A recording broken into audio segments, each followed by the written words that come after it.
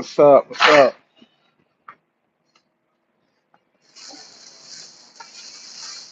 What's up? What's happening? What's happening? See, we back for part two. We're gonna go ahead and be done with this. No, I don't mean no disrespect by saying that. Um, I really don't like talking about Pac too much. I think I said it in the first one because Pac is like the algorithm, and people have really preyed upon his infamy, so to say. And they got whole channels on here dedicated to Tupac conspiracy theories and Tupac just um, news, information, conversations, debate, etc. And people made money off of this. Like they was able to quit their jobs, and Tupac became their livelihood. You know what I'm saying? Um, I guess the only caveat for some of them is that some of them have relationships with his family, but still, you got people that made whole careers out of this Tupac conversation, man. I just think that's crazy. So I never wanted to be one of them. Like, if it wasn't a reason for me to speak on him, I really don't like speaking on him. You know what I mean? It's like some predatory type bottom feeder behavior, if you ask me.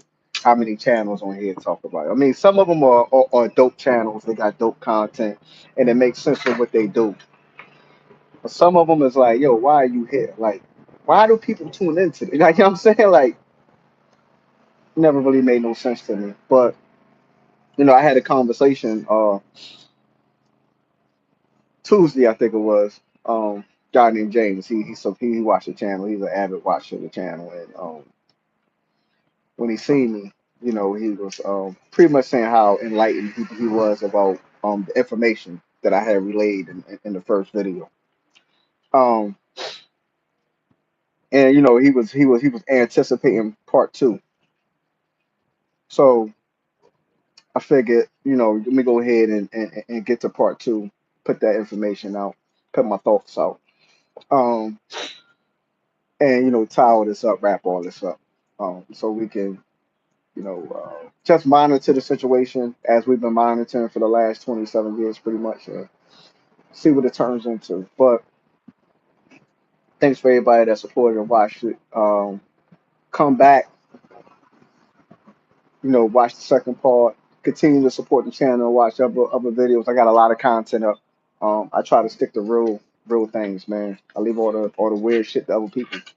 But like the video on the way in. I appreciate tuning in.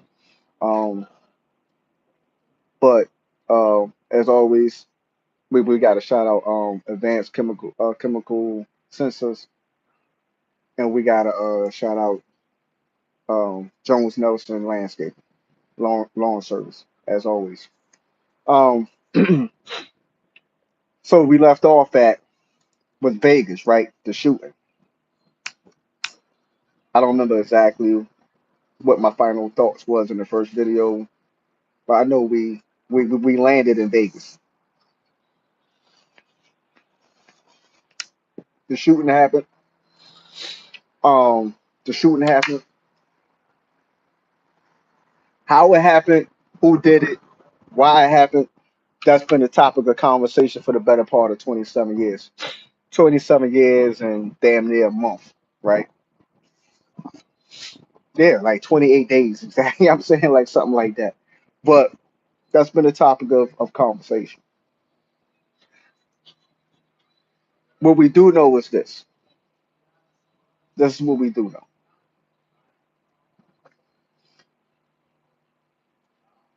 Suge was driving a 750 BMW. Tupac was in the passenger seat. They was at the corner of the light of, they was at the intersection of Flamenco and Caval. Was off the Las Vegas Strip, but it's still a popular little strip of itself, right? It's a busy intersection. These are the things that are not debatable, right? Um, for the most part, we're gonna say the consensus because I heard other car descriptions and stuff like that, but for the most part, the white Cadillac has been consistent. specifically a white Cadillac DeVille, which turned into the DTS and which is now the XTS, etc. All right. So then it was still a DeVille, right? Death Row was an entourage of about 7, 8 cars, mixture of rap artists, security, homeboy security, um, probably, and also behind them was the FBI. Right? I don't know how many people are aware that the FBI was following this entourage. I don't know how many people are aware of this. Um, White Cadillac comes up, rear window comes down, 40 caliber Glock comes out, 17 shots later, or however many shots later. Suge gets shot in the head, brains wound. Uh, Pac is hit 3 or 4 times, finger shot off,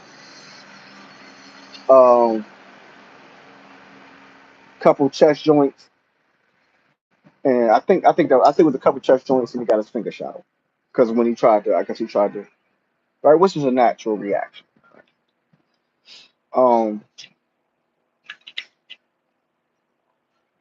Suge busts a U-turn, blows out the tires on the BMW. Well, I'm going too fast. Allegedly, shots was returned towards the Ville after however many shots they was able to get off. Um, the BMW was sitting there still for a moment after the gunfire ended, and all of a sudden the BMW makes a U-turn. Suge was trying to get to a hospital, whatever the case may be. That's what he was saying. He's pulled over some time later, and the Pac pulled from the vehicle. Well, Suge took him out of the vehicle. Pac had to be pulled from the vehicle, but with the assistance of the police. Suge had to open the door for him. They didn't know how to open the door, and uh, first officer on the scene asked Pac who did this to him. Pac said, "Fuck you." That's I mean, we understand dude they had no love for the police, and the police ain't had no love for him. That's documented. It's widely understood. It's not no that's not no mystery. That's not no hearsay. That's factual, right? Um, Eventually EMS comes, put Pac inside the ambulance. Him and Shiv inside the ambulance. They rush to the ambulance. They rush him to the hospital. Pac goes into immediate surgery. Placed in the ICU, whatever the case may be. Suge is stitched up, released. He hops on a PJ. He goes back to Compton. He's first thing smoking to LA. Allegedly. All this is allegedly. Um, he uh he pulls up a Compton with a trunk full of AKs. He get the AKs out to the homies. Them and Southside Crips is at war because they believe this is who did the shooting.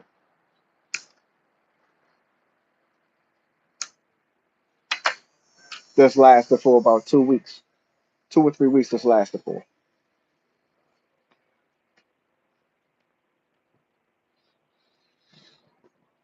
Um, the reason being it was only 2 or 3 weeks.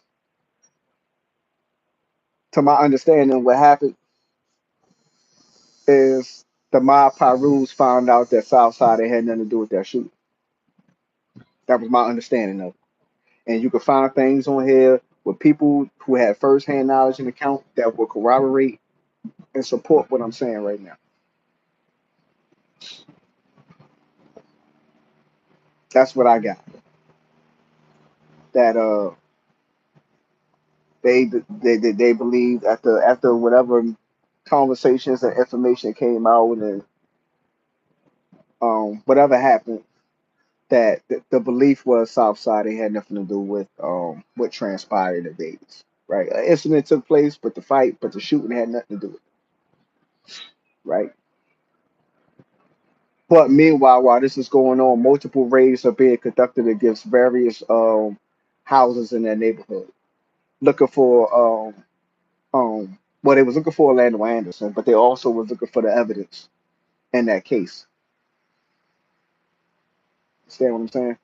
They was also doing that. That was a part of it. Um,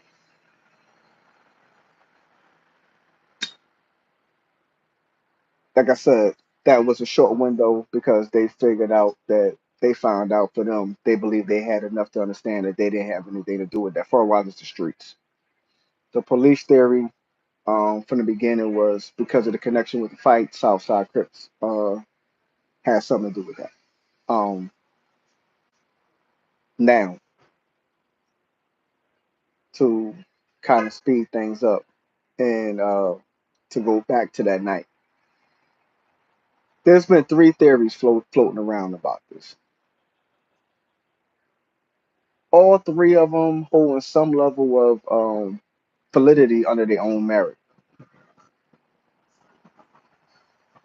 The first one we're going to get to right now, Southside Crips. They believe that uh, I forgot who the driver was. They believe Keefe D was in the front passenger seat.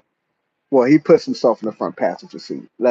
Okay, this part right here is what you heard then, but then you heard it again in Murder Rap. Then you heard it again by Keefe D, right? But this is what we heard way back then, right? I forgot the guy that was driving the vehicle. Keefe D was in the front passenger seat. Big Dre was in the driver passenger seat, rear passenger seat, and Orlando Anderson, Baby Lane was in the rear passenger seat. Um,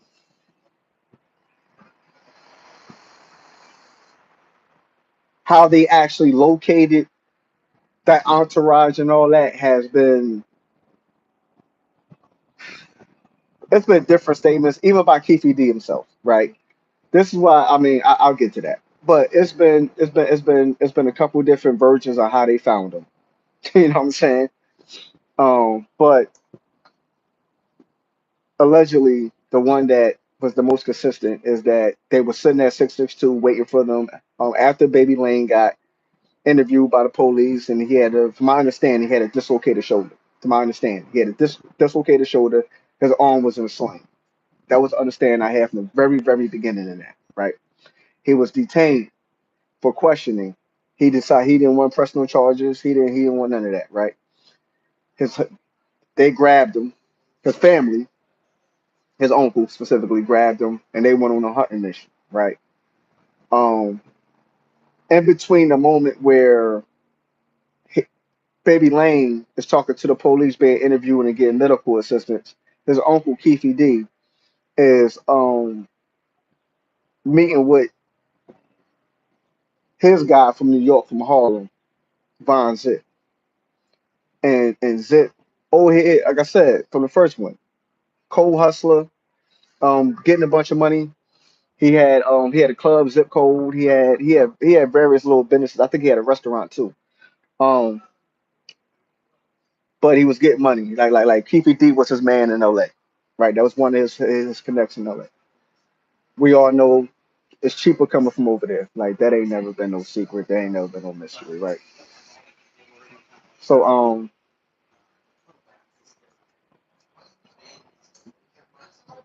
so no, the streets is buzzing what happened. Keefe D probably mad as he should have been. I mean, they did stomp his nephew out and all that. So I'm not saying nothing about none of that. You know what I'm saying? Um, so Zip won in the stash box when one of the whips he had out there, and so allegedly handed him a 40 caliber Glock. Right?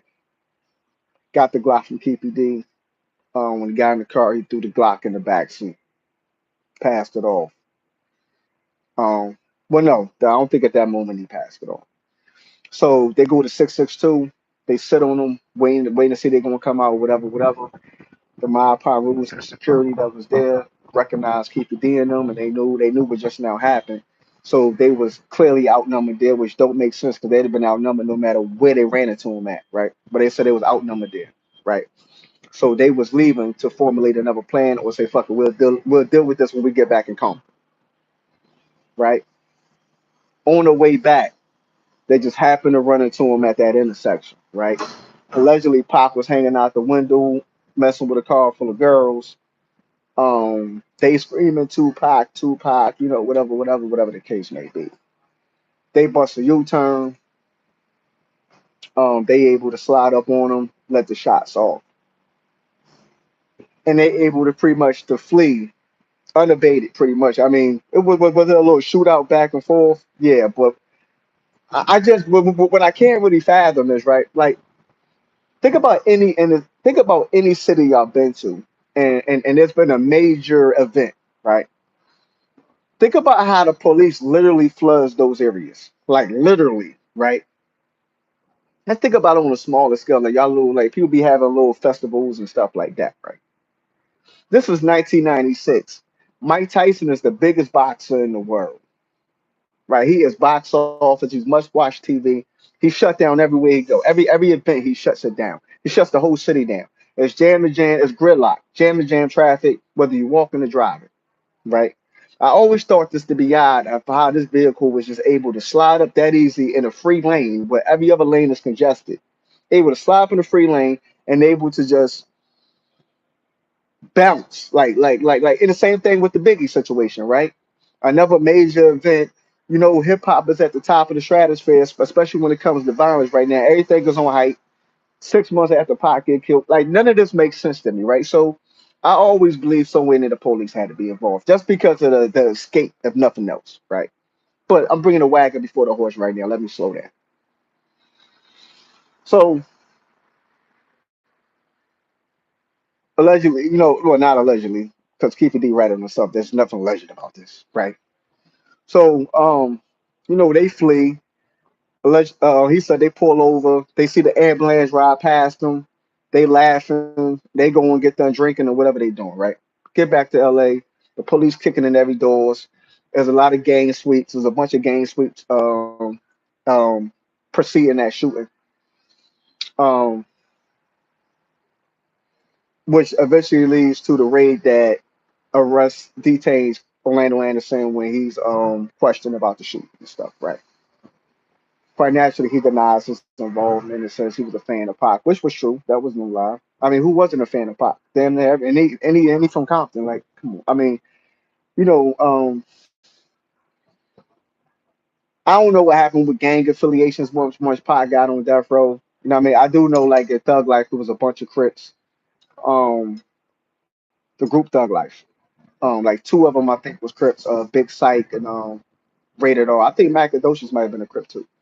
But far as his personal gang affiliation, I never really heard of a personal gang affiliation. I know people put the Mob Piru tag on them. I don't know nothing about that. Right. Um, but music anyway got a way of going across color lines anyway, right? So I don't really think whether he was if he was a certified blood or whatever that would have stopped them from wanting to mess with his music. Right.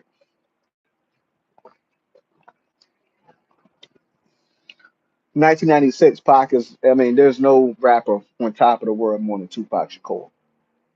None. You know what I'm saying? Like, it's funny because I was watching Gene Deal video the other day, and I was saying the same things he was saying forever. Ask anybody that know me will tell you. I said from '92 to '93, Death Row had it because they had the Chronic, and then they had Doggy Style. They both went diamond. They brought the East back with Ready to Die. You know what I'm saying? From 94 and 95, because God remember Ready to Die came out like November.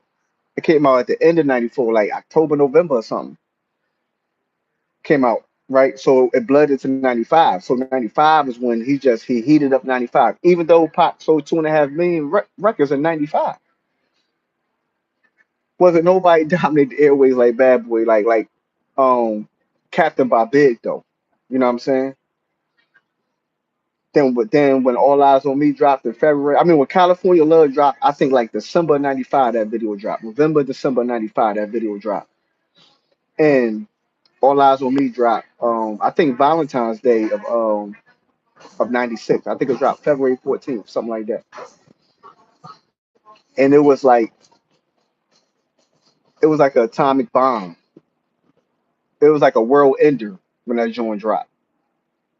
Um, People was anticipating what he had to say from, he just got shot. I mean, Me Against the World gave him a little bit of insight to his psyche, but he never really touched, he never really elaborated on anything. You know what I'm saying? Um, because he had to redo Me Against the World. His first album, he feel like people copied and bit off the style of it, and the kind of and some of the records were probably dated too.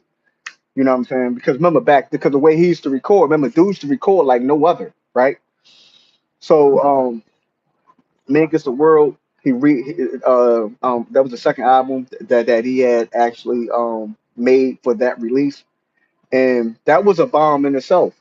It's just Ready to Die was so nuclear that, and then it was perfect marketing and it was perfect follow up. And I give Bad Boy that credit to me for inventing the remix. I think they invented the remix, or they mastered it if nothing else, because it was like a landslide from there. It was like an avalanche. You know what I'm saying? And then when All Eyes on Me came out, it was a world ender. That's the best I can say. It was like a world ender. Um,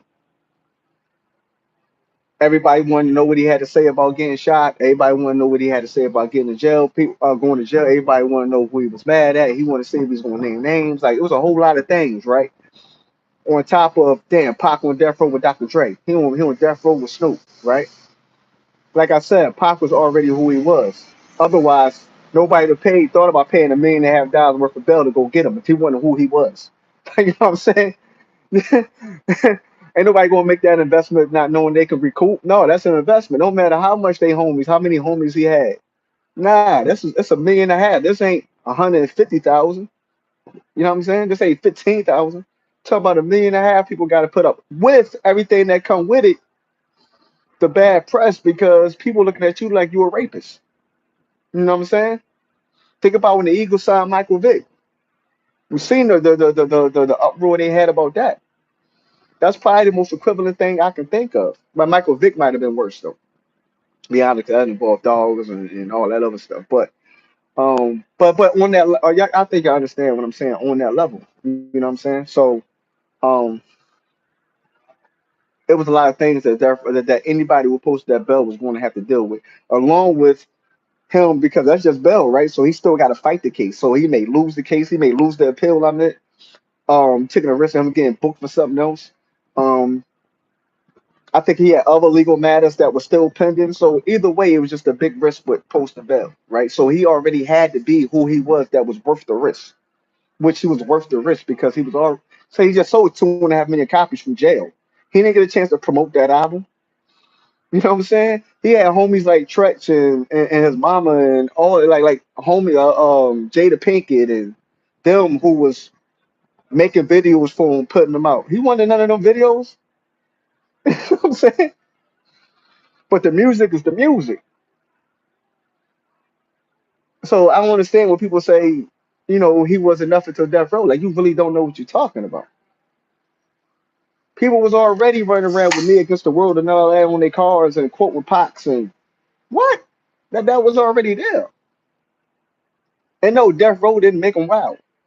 When I was talking to my homie James and I'm telling them like, yo, bro, that's the misnomer. People say stuff and then somebody repeat it, but they really don't know what they're talking about. Him and Haitian Jack, like he run around with Haitian Jack, right? Even before Haitian Jack, he was already getting shootouts and all that, right? Getting in fights, shootouts, all that. Him and Haitian Jack running around New York with each other, proving who the bigger thug, stomping people's heads in. This was in 93, 94. This is 93. Because by the time 94 came, they were still messing, but they were still cool with each other, but that's when it started fading a little bit, right? But when they was homies, they running around putting pain on people together. And everybody know what Haitian Jack reputation is. They can say about the rat stuff, the snitch, whatever allegations they have. Um, but I ain't never really heard no Duke probably say he was a scary dude or he was a sucker or something like that.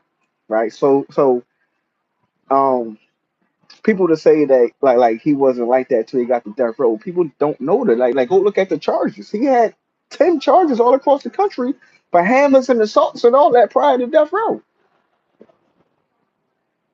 He was getting in shootouts. I heard people came on here and talked about the stories where people try to run down on him in L.A. He let that thing fly. He had the lights. People trying to carjack him. He's letting that thing fly. He getting all kind of. It's a story I heard. Right. This was back then. I heard the story. I heard the story probably about um 95, 96. I heard the story. Um, him and Tresh from Nori by Nation. That's his homie. Right. They got into it with I don't know if it was the '60s. It was somebody. It was a Crip gang they had got into it with. Right. So word was around, running around saying how they was going to kill Tretch and they was going to kill. So only thing you heard was going to kill Tretch, right? And and he said, "Yo, we looking for Pac too, but we going to kill Tretch, yeah, yeah, yeah, whatever the case may be." So they say he put on his vest, grabbed a bunch of guns, and went to their hood like, "Y'all looking for me?" You know what I'm saying? Like this is a true story. Then for the way it was first stated, it was like, oh, he went to go look out for Trush, the whole Trush down. And Trush was like, no, they was looking for him too. You know what I'm saying? Like, no, he did what he did, but he was also looking for him. You know what I'm saying? It's like it's a guy where I think a part of him really had a death wish, and I'm gonna keep it a buck and some change. I really think he had a death wish. You know what I'm saying? A lot of people that was close to him, you hear him talk about him. They pretty much say that he wasn't happy or he couldn't have fun unless he had some kind of substance, whether it was a cigarette, whether it was weed, whether it was Hennessy. He had to have something. Like he couldn't be sober. If he was sober, he was depressed and he was angry. Right? But he said the same thing though. But people in his life corroborated that. Right? Like I mean, he had suicidal ideologies, especially after he got shot a bunch of times. They ain't nothing but PTSD and anxiety, depression. Uh, I mean, it was a guy that was conflicted with a lot of different combating emotions because he's human. And I think the bigger part that people really miss, and I don't think people really, they say it, but they don't really weigh and measure it. The guy was only 25 when he died. Man. He's a kid. I look at 25-year-olds today like they babies still. You know what I'm saying? I got these that's like 30, and I still look at her like she's a baby. Like, "Mm, you're 30, but what are you doing in the club? I know you're 30, but why are you clubbing? You know what I'm saying? Yo, what you had on? You know what I'm saying? So imagine like a 25-year-old. You looking like, yo, you got a lot of things. Um, you got a lot of responsibilities, a lot of things on your jacket that the average bear could never factor, right? Um, I think what happened with Death Row was it was like it was an atomic bomb with him and Suge Knight, and I don't think anything positive was going to come out of that in the long run, and ultimately as it didn't because of the atmosphere that was created. Right? You gotta think about it. Death Row was a $500 million company. No rap label has ever reached. Even today. Tell me a rap label today that's worth 500 million. Tell me a rap label that's ever been valued more than Death Row. And sure couldn't have been nothing but 30. So you gotta do the Suge that he was a kid. Cause so 96 come, so Death Row really took off in 92. So he was about 26 when he really started getting a bunch of money. On that scale, we talking the tens and twenties of millions, like on some legit type time though, where you can flown it for real, right?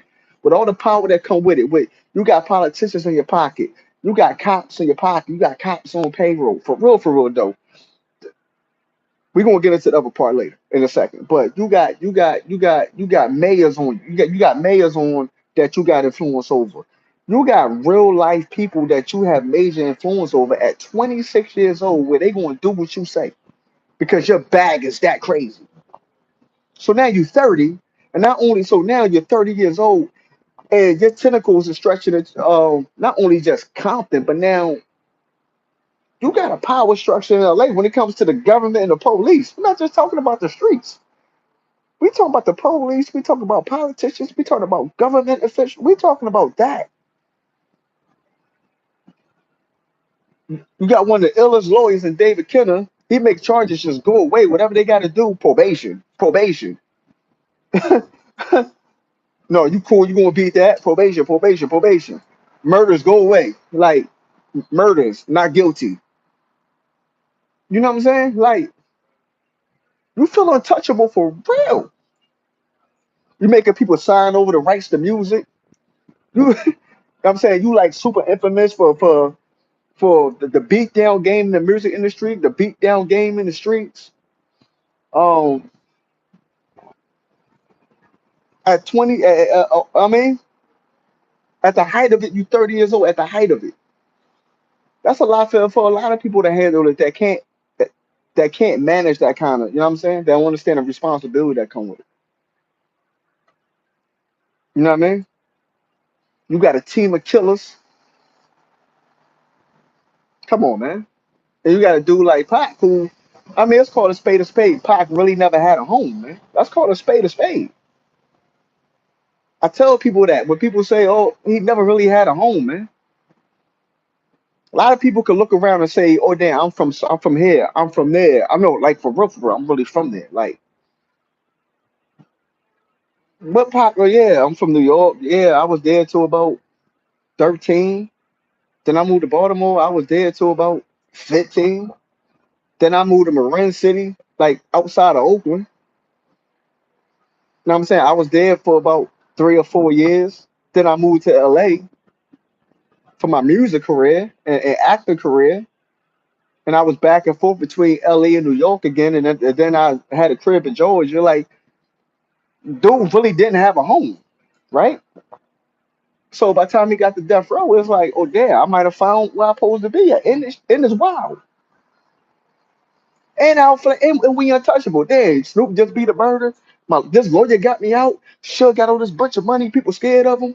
You know what I'm saying? Like people gotta understand the mind frame, the psyche of being consumed by the evil. For real, for real. I mean, a way to call it. And then, like I said, being having a gap in your life that you feel like somebody or a place filled that you was longing for. You know what I mean? So um you got to weigh and measure all them different variables. That's what I'm saying. Before people be super judgmental, I think it's something that people really got to weigh and measure and really try to factor and think about. Because it's not as simple as people try to make it sound. I don't think it is, right? So like I said, that's the theory with then oh my bad. Pick this back up. So your man so Lando Anderson say nah I had nothing to do with that. Then his mom dropped the civil suit wrongful death. Then she pulled it back um because he dropped the civil suit for getting beat up, right? But then for whatever reason, which I believe the family believed that he didn't kill him because they pulled the civil suit back, the wrongful death. I think even the family knew then that he's not the one that done it, right? He's not at least the one that pulled the trigger. Um, so then a couple years later, Orlando Anderson wound up getting killed himself, right? I want to say 98, 99, something like that. He wound up getting killed himself.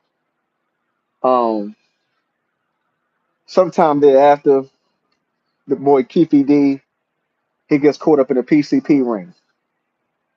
Um, I want to say about '08, '07, somewhere in there. He gets caught up in a PCP ring.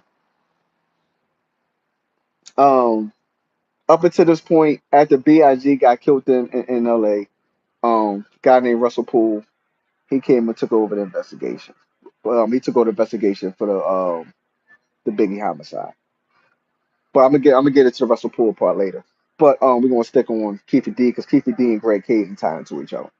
So Greg Kading comes into an interview Keefe D once he's in custody because he believes that Keefe D some way or another had some knowledge or had something to do with Christopher Wallace being murdered in L.A.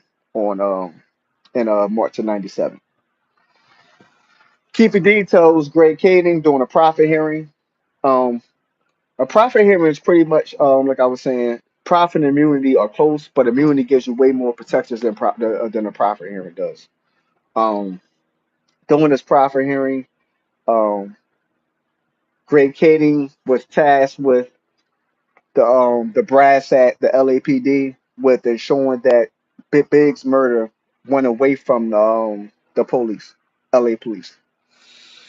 Um, so he had the theory that Keefe D and the Southside Crips had something to do with Big being killed because of a payment that Keefe D never received from Sean Combs.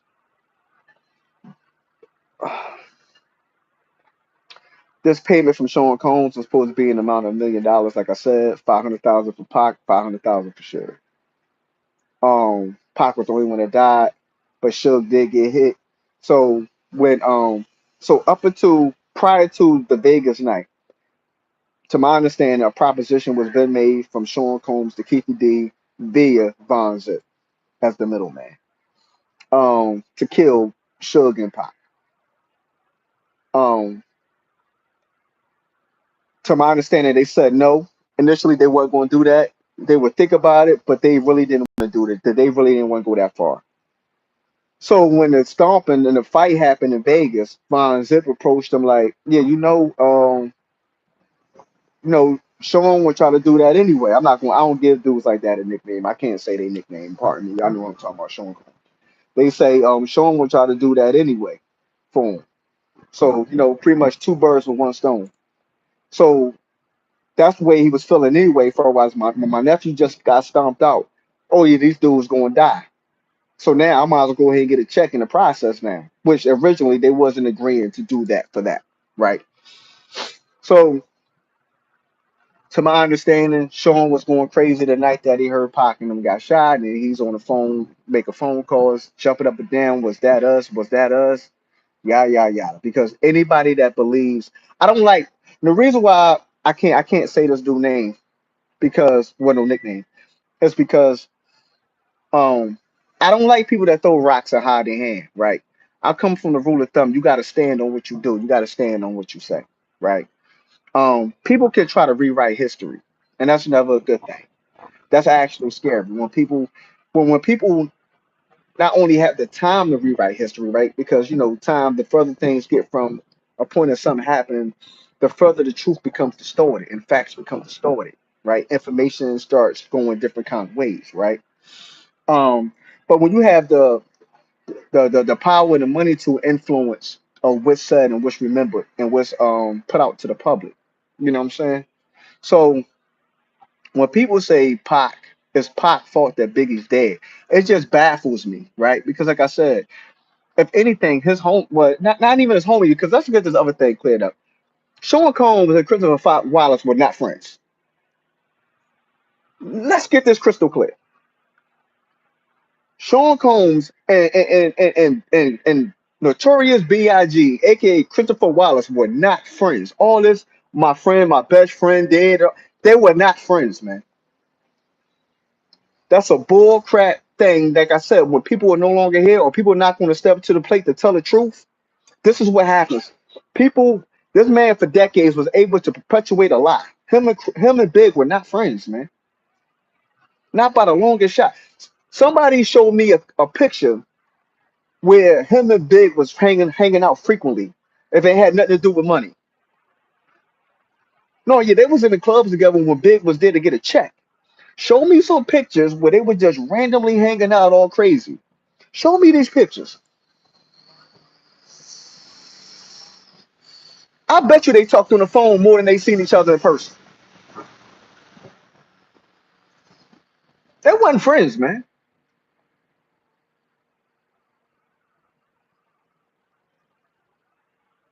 You know what I'm saying? Because if that was your friend, you would have never did things to perpetuate something for something to blow up as big as it did because you had your hands in it. I still remember those underground bad boy family mixtapes where he's mocking Pac, right? He's playing Pac's music, he's playing Ambitious as a Rider, he's playing Hit 'em Up, he's playing No More Pain, ad libbing behind it, talking like, damn, Pac, you sound mad. Oh yeah, you gonna do this? Oh yeah, you gonna do that? Bad boys moving silence. Like all this little fly stuff, but coming out to the public, like, I just want this to go away. I don't come on, man. See, y'all didn't hear this music. Y'all didn't hear this stuff. I heard this stuff with my own ears. You can't instigate something on one end and then on the other end you try to play like, oh no, I didn't do nothing. That's throwing rocks and hide your hand. That's not respectable, man. Multiple meetings were trying to be set up for these people to come face to face to talk to did this. Ask him, did he show up? When Pac wanted to do the charity joint with him and Sean Combs get in the ring and fight for charity to dead the beef, ask him did he agree to that. All that is facts. That's why they're lying. Puff, let's be honest, you a punk and you would see me with gloves. That's where that line come from. That's why I said go back and listen to Against All Odds. Go back and listen to Against All Odds. Only thing questionable in there that somebody could question whether or not the validity of it is the Haitian Jack being a rat part and the Nas beef, where that really wasn't a beef. Nas just caught a stray. It was a rumble for power and Nas caught a stray. But what he said about Sean, Jimmy, just go listen to what he said, man. He didn't lie in it. So when people say he didn't tell the truth, he did tell the truth. Y'all want to have selective memory. Even in I mean, go back to the first man, just read the interviews. Go back to the Vibe articles and all that. You know what I'm saying? Like, but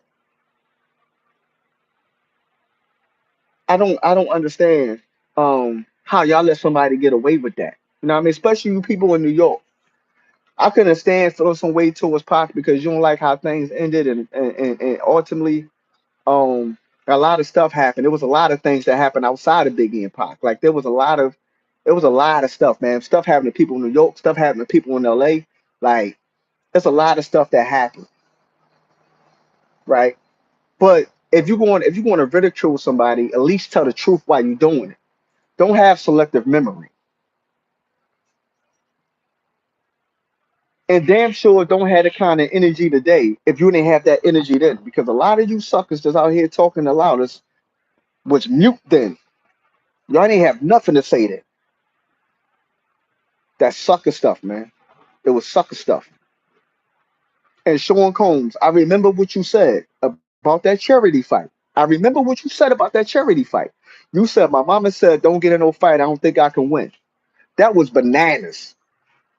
You brought your mama into that? Man, that's crazy, man.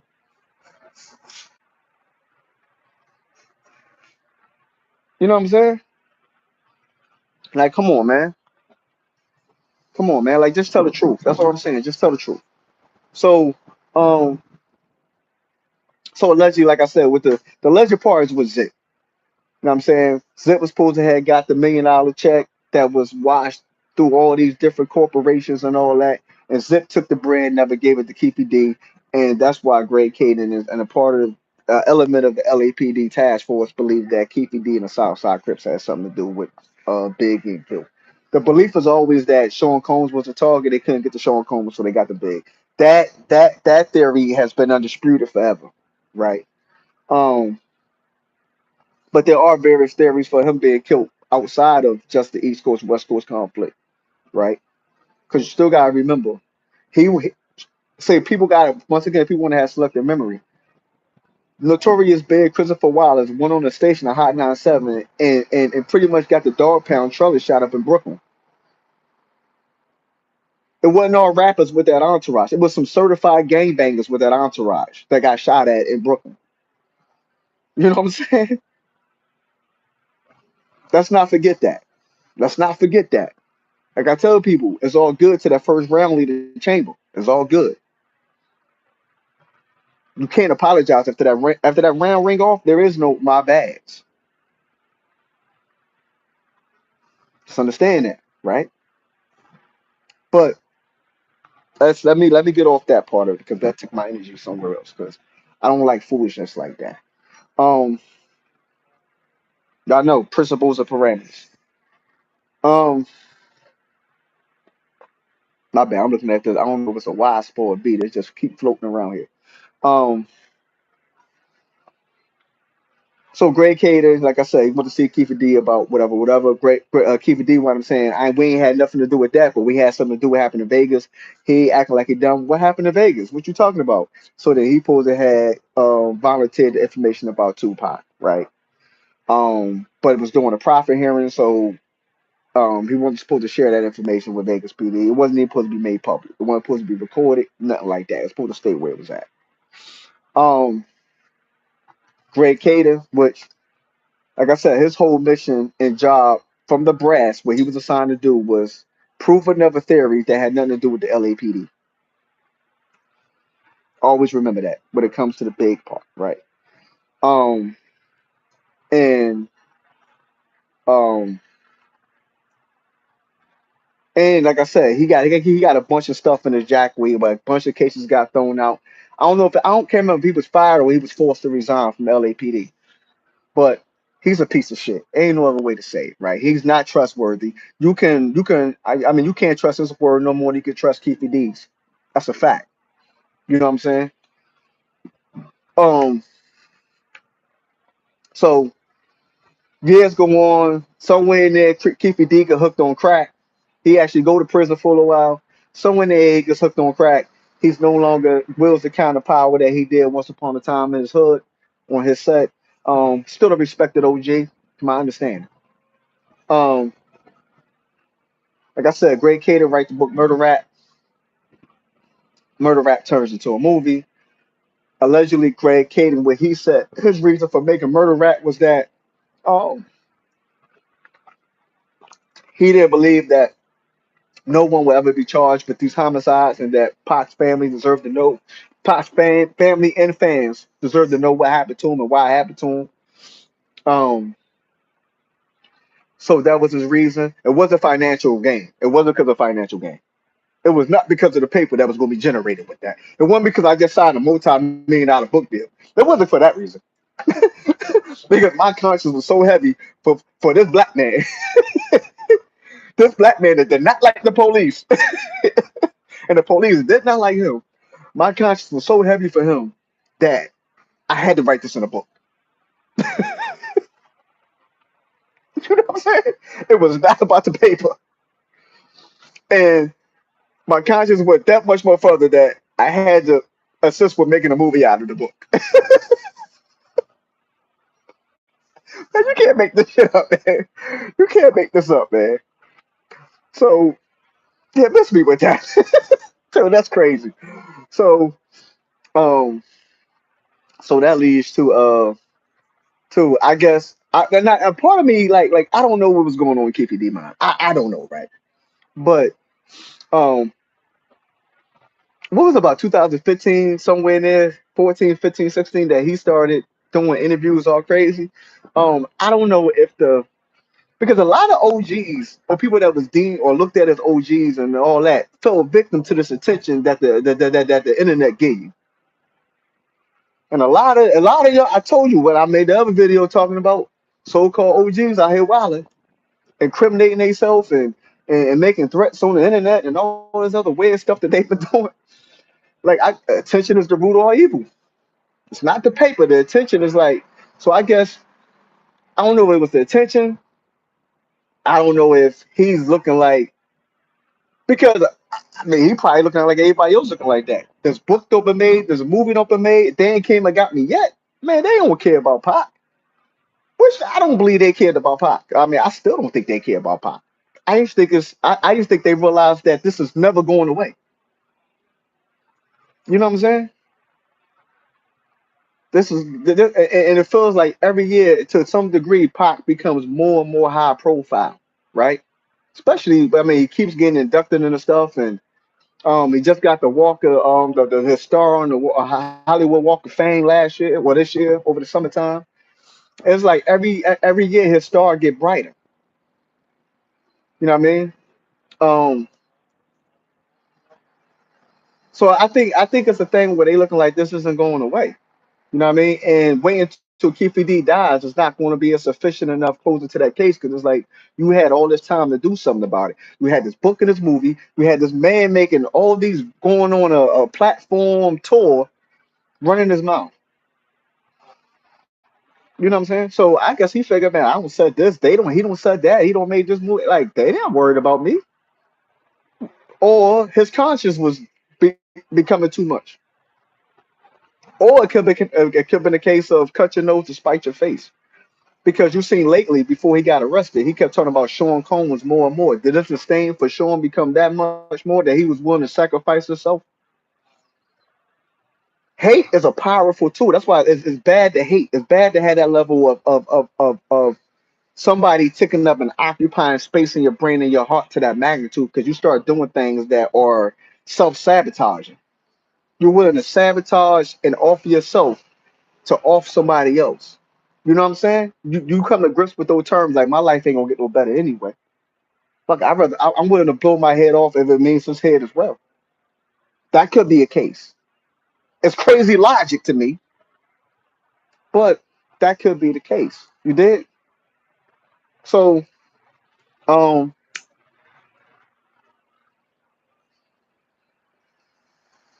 so if he did do it, if they did have something to do with it, Orlando Anderson didn't pull the trigger. I always said that. I said that from the beginning. It made no sense for Orlando Anderson to be the trigger man. It just mathematically and logically didn't make sense.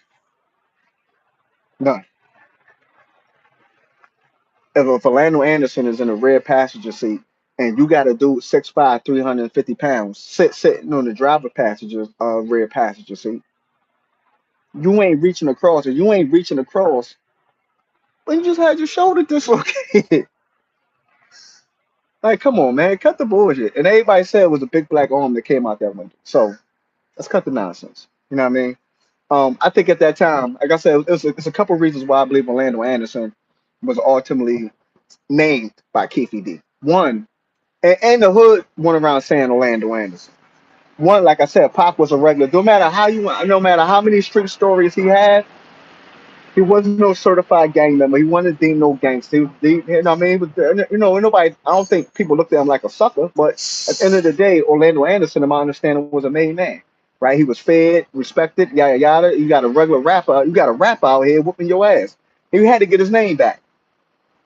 That's called a spade a spade. We know what the reputations do. Because guess what's gonna happen in the hood? That respect level. Oh, the rap dude just whooped your. Boy, you don't get out of here. The rap dude just whooped your ass. Boy, you lost all kind of stripes. So to restore his name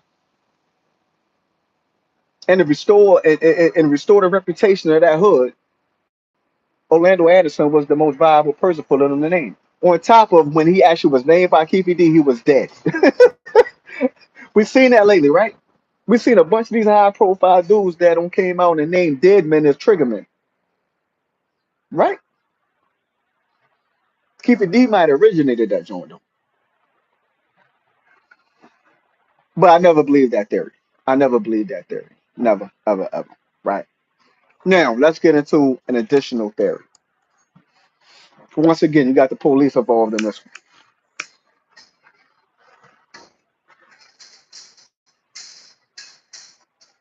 So, a lot of weird stuff. Well, Pac been getting death threats since he was forever, right? Since I want to say since Tupac was now the least that I can recall and hearing about death threats, right? He was always getting death threats. That wasn't nothing new. This limo one got shot up. And all like I said, all this happened pre-death row. Like, you know what I'm saying? He's in the limo one got shot up that was in a firefight, gunfight with a car that was passing. Like, there's a bunch of wild stuff that dude was into. He used to walk around with them twins. And everybody knew. Like, you know what I'm saying? He walked around with them twins. He just couldn't wait to let them twins unleash. You know what I'm saying? Everybody talk about he was gun happy. Everybody always said that. Fight a whole lot, and he was gun happy, right? Um, but the additional theory is that there was a coup attempt at death row. Right, I'm not sure how many of y'all are familiar with this one. A lot of weird stuff happened on that Vegas, right? Even before he went to Vegas, somebody told him that he wasn't going to make it back from Vegas. A lie. It's all facts. I think it was a psychic, somebody that was close to him said, or somebody that was close to him had a premonition, or some type of information they had that pretty much he was going to be murdered in Vegas. Um, and a lot of people that's close to that situation talked about how he didn't want to go to Vegas. You know what I'm saying? Saying that um he said out loud he was a dead man walking. I think when he was walking on the tarmac or something to that effect, but he told people, well, I'm a dead man walking and stuff like that. But um people hammers, security hammers was taken from them. They had a meeting at a lawyer's house, a Vegas lawyer, along with death row lawyer David Kenneth, along with the head of security Reggie Wright Jr. Right, to understand Reggie Wright Jr., you got to understand Reggie Wright Sr. Put y'all on some game. Reggie Wright Sr. was the head of the Compton gang task, Compton gang unit. He was a lieutenant. He the reason why Reggie Wright Jr. became a cop in the first place. I mean, his name was already good. He was a made man, but he wasn't all legit cop. Reggie Wright Sr. wasn't. It's belief on that video after Orlando Anderson got stomped out, and you see that taller figure with a suit on and a top hat talking to Orlando Anderson. A lot of people believe that's Reggie Wright Sr. talking to Orlando Anderson. It looked like Reggie Wright Sr. And Compton Police Department Senior Brass has, from my understanding, confirmed that that was Reggie Wright Sr. on that video talking to Orlando Anderson, who he would know being the head of the gang unit in Compton, right? So the security at death row, right way security, and it wasn't right way security just out there from a security standpoint. It was other security, like people moonlighting doing security that wasn't strictly with right way security that were out there providing security for death row, and all of them, like one or two of them, didn't get their hammers up. Right, they was told they couldn't carry their firearms on their person, and at that moment, it was no more high profile place to be in the world than a Mike Tyson fight in Las Vegas at the MGM. Right, so you tell me I got the hottest rapper in the world. I got the most dangerous, high profile, violent. They getting all these death threats. They actually at war in the streets and in the music industry. So they got all these different things going. I can't have a hammer to protect them. Like this is actual facts, right? They had to relinquish their hands. So the security that was right behind Pac ain't have hammers anyway. Homeboy security had hammers, meaning the Ma Piru security, like Sugar Homies, they had hammers. But the what's son name? Um his name escaping me right now. Light skinned dude with the he wound up committing suicide allegedly. Can't remember his name right now. But no, they was right in the car, right behind Pox in the Lexus with the Outlaws. He was driving the car. He ain't had no hammer on it. Only thing he could use to protect Pac was his body. That's bodyguard for real. So, and he was assigned specifically to Pac, right? Um, but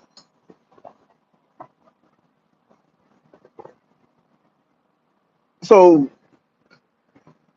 the belief is I'm taking my time. Y'all know what I'm taking my time. But there was allegedly a coup going on where Sharitha Wright, who was Suge Knight's wife at the time, and Reggie Wright Jr. were plotting to take over Death Row. In order for that to happen, but Pac was just collateral damage. They didn't care, but Suge had to go. Um, I don't know what's but Suge and Pac, but I know Suge for sure, and Pac was, I guess, huh? So Sharitha Wright was messing with this LA cop. I think he was in the Rampart division as well. Um, named Kevin Gaines. Kevin Gaines was driving a Mitsubishi Montero that was registered to Suge's company. He went to a gas station. He got followed into a gas station by fellow LAPD officers. They got in a shootout in the gas station inside. So that's where that scene. Have you seen that movie, Street Kings? I think it was with Keanu Reeves and Forrest Whitaker. That was also loosely based on a Rampart division and based off of and with some subliminal death row Suge Knight type stuff. You got to pay attention to the subliminal stuff to know what's going on out here, right? So that movie Street Kings. Remember that scene when they was in the gas station and that cop got killed in the gas station? That was a reenactment of Kevin Gaines being killed in the gas station. That was a reenactment of that. So um so like I said, the shootout happened, but that was tied to some dirty business. That was tied. It's crazy. That was tied to some dirty, nasty work, right? Um, so Leslie, um, David Kenner, Sharitha Knight, Reggie Wright Jr. had this plot together to get rid of Suge, right? Ultimately, and Pac had to go. He had to go too. Um, some security people was pulled off of Pac as well that night. It's a bunch of weird. Like I said, it's a bunch of weird stuff, man. It's a bunch of weird stuff. Some stuff just don't make no sense. Um, but so if you pay attention, after that beating that Orlando Anderson took, right? Probably to me, this is the most plausible. To me, this is the most solid one. That don't mean it's the correct one, but this has a lot of facts in it that support this theory. So remember, after the fight, David Kenner, Suge's lawyer, took the tape from the Vegas fight and gave it to the courts. He the one that took it to his PO and turned them in, and he the reason why he did the 9 years on a parole on a violation. They got Suge out the way. Remember, Suge made a statement one time. He said, if they can't take the money from you, they take you from the money." He made a statement, right? Then they came up with the who funded it, who funded the company and all that. So it was a whole plot to take that role from Suge Knight, right? Who was complicit in it could be debatable, but I don't think the debate part about they wanted Death Row going from Suge. I don't think that part was debatable because Suge had too much money, he wasn't controllable, and he had killers. You know what I'm saying? Like that was that was a real life nightmare. That was a real life nightmare for him. People were scared of him. You know what I mean? So um, they wanted to violate him. He do the 9 years on the violation. Um, and we see what happened with Death Row. You know what I mean? We see what happened with Death Row. And um, I tell you this to further the plot of that. So remember they used Michael Harry O, my fault, Harry O, Michael Harris, Harry O though, to to him and his wife to come up and say that they gave him $1 million for Death Row. That's how Death Row got his initial funding. He's owed more, should cut him out, yada yada, right? David Kenner was Harry O's lawyer. Harry O introduced Suge to him, right? It's more advantageous at that time for David Kenner to run with Suge because Suge outside. Harry O ain't outside. He had a life sentence at that time. You know what I'm saying? So if that was true, they did find a way to cut him out. True. David Kenner went to see Harry O after the judgment was awarded for him, and 100 whatever million was awarded to Harry O, and Death Row had to file for bankruptcy and all that. David Kenner went to visit Harry O. Upon David Kenner leaving that visit, Harry O had a full blown seizure, stroke type joint where he was paralyzed for a little while. He tried to kill him. They think he slipped something in the Sprite or something.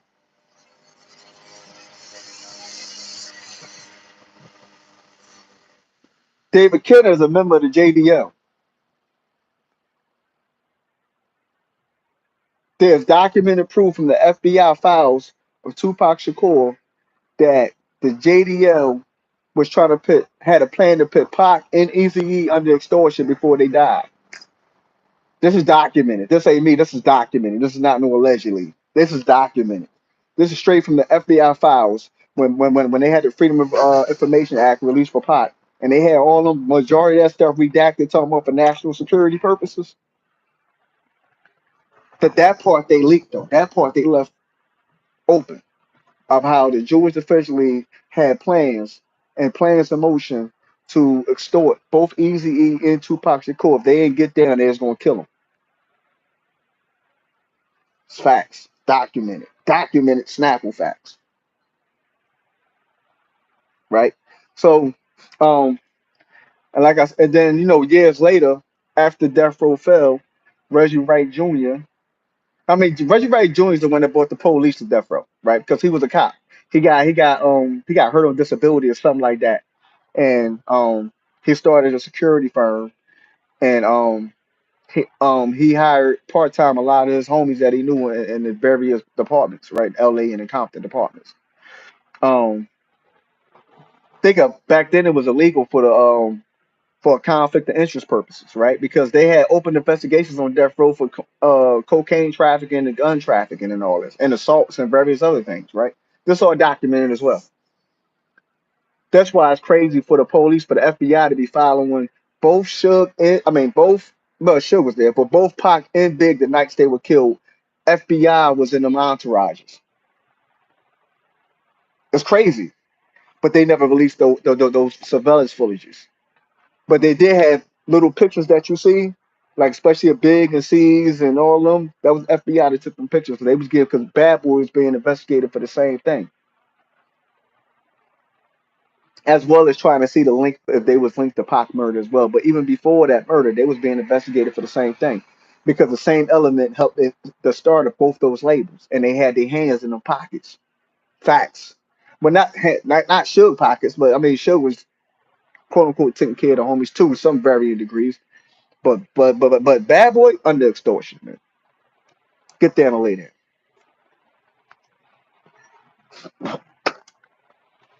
I ain't lying. So we're saying how far those tentacles went and the elements they was affiliated with and whatever, right? But like I said, well, Pac been under surveillance since he was a kid. He was saying he was like 7, 6 or something. So and it's been continuous surveillance since. From 6 to 25, the man was under constant surveillance, man. It's facts. But um COINTELPRO is real. There's a book I want y'all to get. If y'all know about this book is super enlightening. If y'all not in the know, if y'all not aware of things, this book is called The War on Tupac Shakur and Other Black Leaders. This is one of the most thought-provoking, profound books that I've read, and I literally read that book in like 2 or 3 days, cover to cover. I couldn't put it down because it went into so much other things besides Pac. The key of other black leaders. The Pac part is important and it's a good read, but when this guy John Podash, he dissects and he got the footnotes and he could see through his research because the bibliography game is on point. We fact check stuff over here. He's on point. He on point with his information. Um, but I mean, I always thought that. Oh yeah, so with Reggie Wright, police certified police, um, he wound up getting caught in a weed smuggling ring from L.A. to Memphis with the Great Street Crips in Memphis. His wife has an affiliation with the Crips as well, right? His daddy was a part of the indictment originally as well. Reggie Wright Jr. He did some G John. He did some very he's supposed to do. He took the weight to get his daddy on, right? To get his daddy charges dropped. But remember, I told you his daddy was a lieutenant, retired lieutenant in the LA and the Compton police gang unit. He was he led the gang unit. He was a lieutenant. Him and his son got caught up in moving work to Memphis. Dirty cops, man.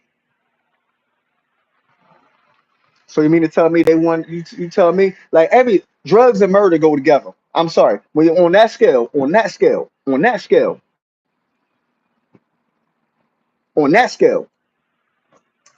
Drugs and murder go together, man. Drugs and violence go together. You can't have one without the other. Because somewhere in there, you're going to have some violence. We talking hundreds of pounds. We ain't talking about we got 3 pounds that we. Nah, we talking hundreds of pounds of moving work, man. You know what I'm saying? That indictment was crazy. Read that indictment. You could pull that indictment up. But so he gets out, um, and he do his time. But this happened before, like before he got indicted and went to jail and all that. It was this channel on YouTube called Bomb First, right? Like RJ Bond, I think Jay Nix or whoever is over there that started that channel, right? I used to watch that channel. Let me tell you when I stopped watching that channel. And it's like really when Reggie Wright Jr. went on that channel, I kind of stopped watching it, right? Because I can't support something I don't believe in. And when I don't know what the truth is and what's not, I can't really support it. I got to pick a side. You know what I'm saying? And he was pushing the Greg Kading theory. Crazy, right? Because the Russell Poole theory. Russell Poole, I told you I was going to get back to this. I forgot. That's my bad. Russell Poole is a was a detective, a highly respected detective, right? He was the one that originally was assigned the murder of Christopher Wallace. He was the one that was originally signed that murder case.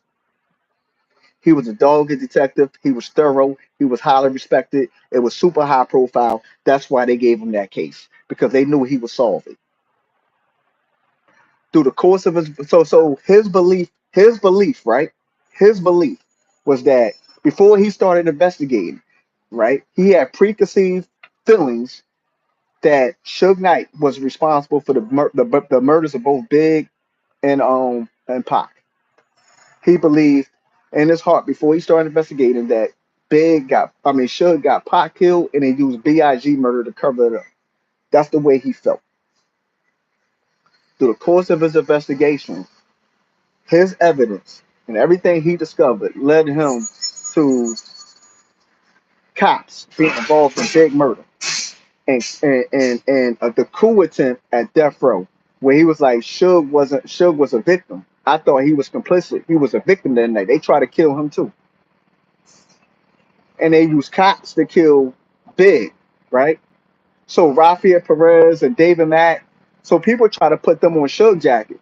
Suge told them no, they Reggie Wright friends. They not my friends. They friends of Reggie Wright. He know them. I don't know them. He brought them around. I don't know them. What police I knew? He the one that brought the police. He said I had my homies holding me down. He brought the police and security, but which made sense because they can legally have guns. I know y'all rock with that. I know y'all walking with that. That makes too much sense, right? So that was his theory and his feeling behind it, right? He looking like David Mack and Rafael Perez, who I think it was Rafael Perez. I think his character, because they was in the bank robberies. Rafael Perez and David Mack, they was in the bank robberies. They who Training Day was loosely based off of this watch this character Lonzo. I think Rafael Perez is who that character was loosely based off of. The gangster cop running around committing homicides and jacking people. So they believe David Mack, Rafael Perez, along with Amir Muhammad, is the one that has something to do with the murder of Big. They had police that they had radios and all kinds of stuff like that. They had roadblocks. They had roads blocked off that night when that murder got committed. That's how that Impala fled so easily because they already had roads pre-blocked. That was crazy. Like go do your math on that. So when Russell Poole presented his evidence that no, LAPD officers were behind and complicit with the murder of Christopher Wallace. The LA brass shut it down. The LA brass shut it down because they know what the ramifications of that would be. And that wasn't too far long after the Rodney King incident.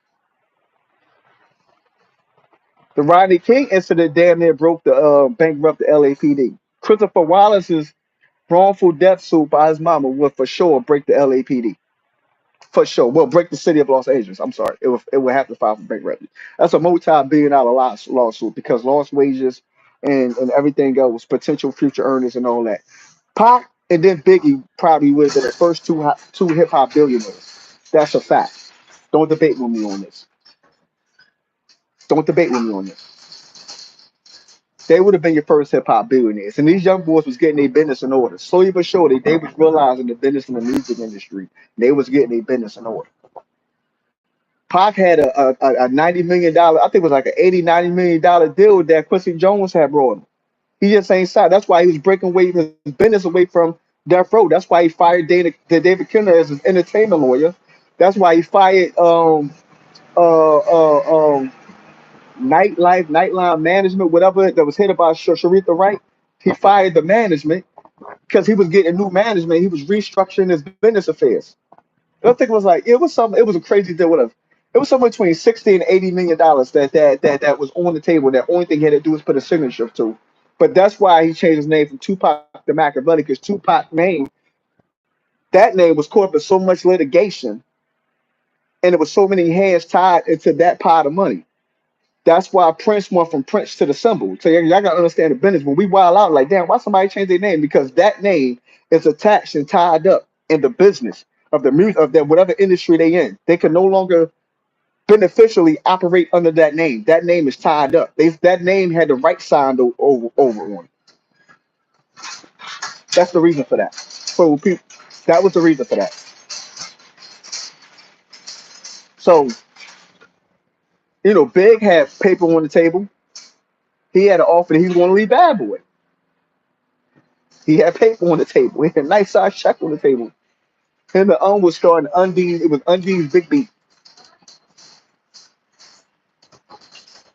Remember when the story of Mace taking Cameron to Big, like Purcell knocked on the door, Cameron freestyle for Big while Big was laying in the bed. That's why Mace did that. Sherlock Holmes ain't had no idea. That's how you had Cam, Junior Mafia, Dutch and Spade, Charlie Baltimore. All that was over there Undine's Big Beat. That's why Big was writing for Kim, because Kim wasn't a bad boy artist. Kim wasn't a bad boy artist. So Big's publisher was tied up. All his publisher, meaning anything that he contributed to, whether he wrote it for somebody else or produced it for somebody, it didn't matter. Anything that he did that gained any revenue, his name was tied up in, and Bad Boy got a cut of it. But if he ain't put himself down as a writer for Kim, they can't touch Kim's check. He gonna touch it, right? He going. You know what I'm saying? But they couldn't touch it. That's why he wrote the whole Junior Mafia conspiracy theory album. He wrote down there that whole album. But look what label it came out under.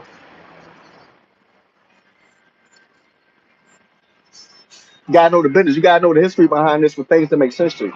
You don't know the business history of this, a lot of things you're going to dismiss. But when you start understanding the business moves and where people were standing to lose, and you start understanding like, oh, now it start to make sense, right? Because think about Pac. Like I said, '96, there was no big artist in 1996 than Tupac Shakur. Snoop was still a big artist because he was still living off of Doggy Style. Think about that. But that 92, 93, 94, maybe even 95 Snoop, he's never reached those levels again.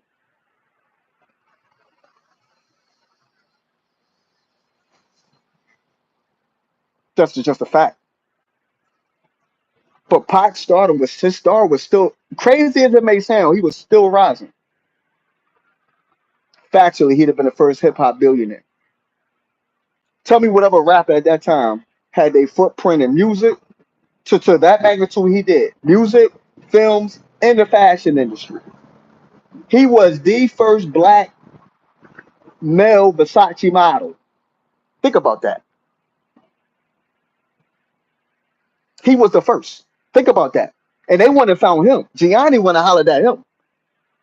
Now we know he was homosexual, but he thought he was a nice looking guy. I ain't gonna use the word he used, that was weird, but he thought he was a nice looking guy. And he was screaming Versace in his music. He had just walked in Paris before he got killed in Vegas. What was that? I think August or July, somewhere in that. He just got done walking him and Kadada. Say it, man. Y'all gotta know the backstory to some of this stuff that's not publicized if y'all want to make sense of this stuff, right? So now you got this dude who went out of his way to get arrested, right? That I don't really believe nothing he said. Um, then not to say that he could be telling the truth like this. It's just when you in that prophet hearing, he told a lot of stuff, including people outside, too, people on the block as well. He did a lot of ratting in that prophet hearing. Just is what it is. It just is what it is. So if he, this is what's going to come out of this. Either he going to stand on what he say, but he still don't believe he should be convicted of it, so he's going to rumble the charges, or whatever the case may be, right? He going to say I was lying. I was just trying to get out whatever major drug case I was in. I was telling the people what they wanted to hear. That's the only options that's going to come out of this. But I believe either way, we're going to get closer to the truth. Like I don't know if it's going to lead into conviction. I don't know any of that stuff. I don't got no crystal ball. I seen crazier things happen. But that's going to be one or two things that's going to happen. Either he going to part my left, bro. No, either like I said, he going to this case is going to be solved one way or the other. I believe this case is going to be closer to being solved, and I believe that this is going to also assist with bringing closure to Big's case. I believe that as well. Suge Knight made a statement though. He said, "You saw one, you saw both, because the same people that was involved in both murders." But Suge Knight also just said he's not taking a stand and testifying, which I don't expect him to. He shouldn't, especially like, come on, man. Suge in jail right now, and nothing he's going to say or going to reveal is going to cut time off from that case that he got convicted of with that manslaughter charge out in L.A. or Compton, whatever happened at the Tams Burger joint. Keefe D can't even plead out on this. I don't think now unless only way Keefe D only salvation Keefe D has, which is going to be hard as hell to prove, is I believe he already started doing it. He's going to try to implicate Sean Combs' complicit involvement in that murder.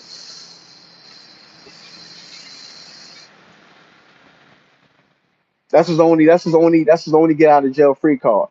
But you know they gotta find corroborate, they gotta find supporting evidence for that as well. They just not gonna take his word for it. They gotta find some one, Sean got a bunch of money. What 50 say that one time? My lawyers is like linebackers.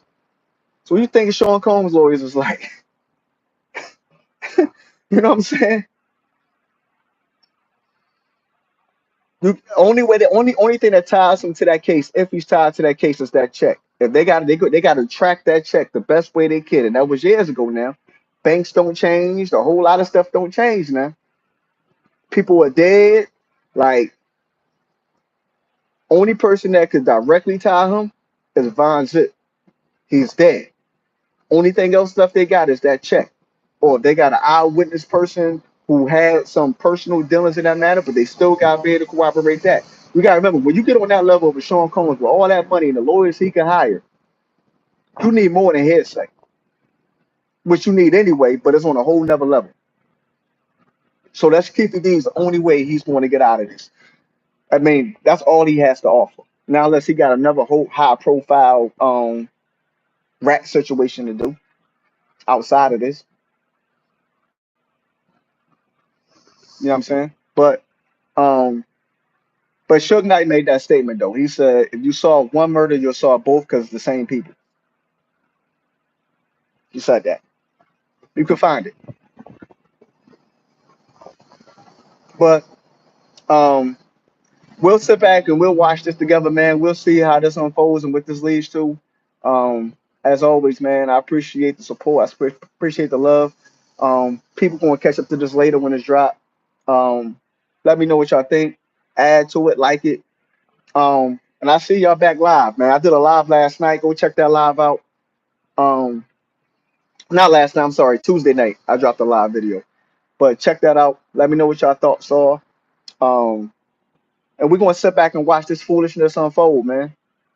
Um, Get out the streets if you in the streets, man. The streets ain't the same, man.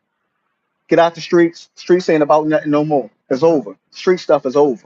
That's not a myth though. There's nothing mythical about the streets. I always say that. The principles and stuff that was once outside is mythical. People actually standing on them. You know what I'm saying? A sucker will take your name, man. A sucker will kill you for a name, man. Especially if they ain't got one. That's a fact. Sucker duck, man. Don't trade places with a sucker. Y'all know how we rock. Principles and parameters. Always. So appreciate the love and support. I see y'all in a minute. We out of here.